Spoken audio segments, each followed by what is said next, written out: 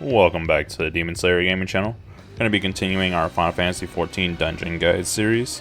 Today we're going to be taking a look at the new trial released in patch 6.55, the Gilded Araya. Now, this is part of the further Hildebrand questline and will need to be completed to get the final version of your relic weapon for Endwalker.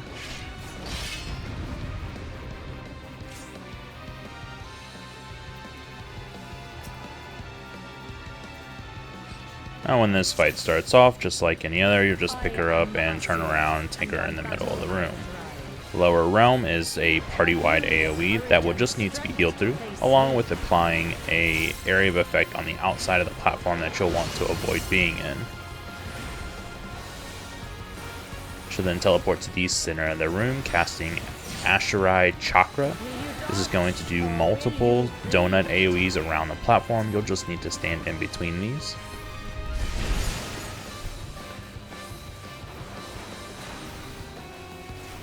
Cutting Jewel is going to do a tank buster that has a small AoE around it, so you'll want to make sure that you're not standing near the tank at this time, and mitigate this as much as you can if you are the tank.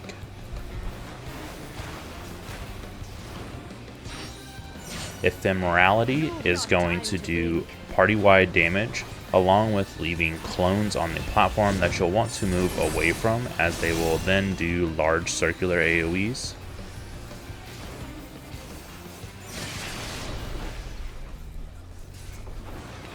She'll then jump back to the center of the platform again, going into a phase transition. This looks really terrifying, like it would do something, but all it does is summon the large clone in the background that will then add to her abilities from now on.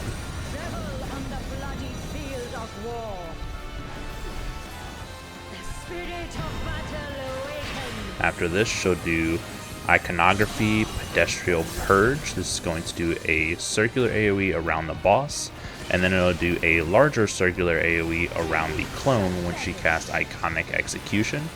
So you'll want to move away from the large clone also. Then do Iconography, Wheel of Diincarnation. This is going to do a donut AoE around the platform, and then again the clone will also do a donut AoE, so you'll want to get close to it. Iconography Bladewise is a line AoE that you'll just want to avoid standing in, but then there will be a line AoE from the clone that is much larger, so you'll need to move to the outside corners of the platform.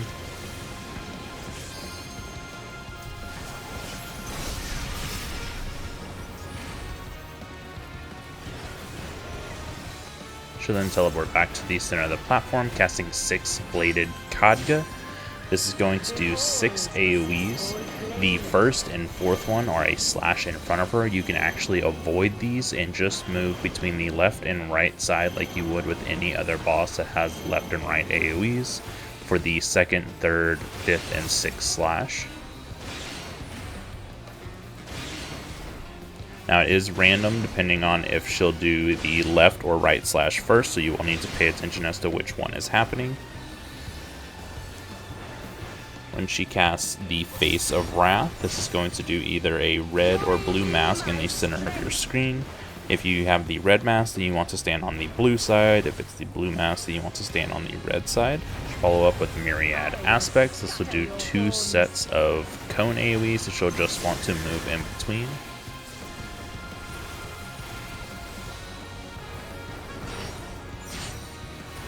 And then she'll begin casting Blade Scatter. This is going to do multiple line AoEs that will rotate around the platform. You'll just want to follow them and make sure to stay ahead of them so you aren't hit by these. She'll then follow up with another Lower Realms for party-wide damage.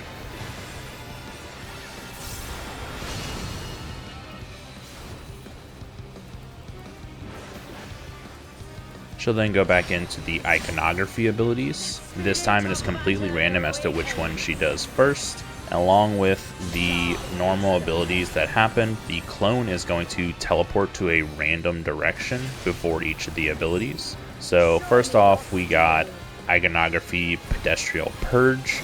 This is the circular AoE that you'll want to move away from her. Then the clone is going to do a much larger circular AoE, so you'll want to check the position of whenever the clone teleports. and then move to the opposite side from the clone. Next we got the iconography Bladewise, which is the large line AoE. Again, this will do a large line AoE from the clone also, but you'll have to wait until the clone teleports to see exactly where you'll need to reposition to the sides to avoid it.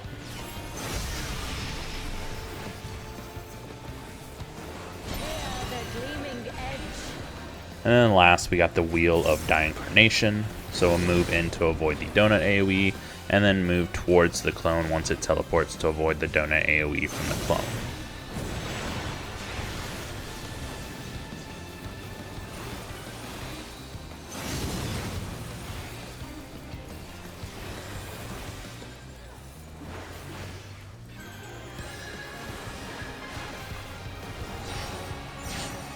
To follow this up with another 6-bladed Khadga. Again, just stand behind the boss, ignore the first and fourth slash, and move between the left and right side for the second, third, fifth, and sixth slashes.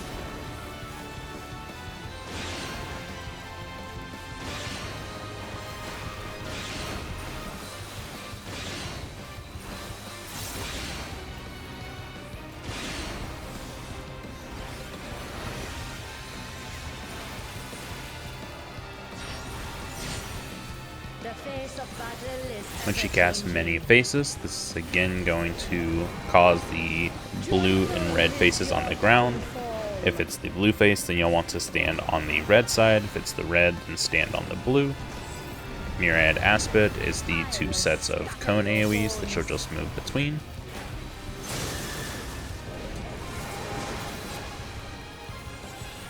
She'll then do another Ashurai Chakra for the multiple donut AoEs, along with putting 4 circular AoEs on random party members.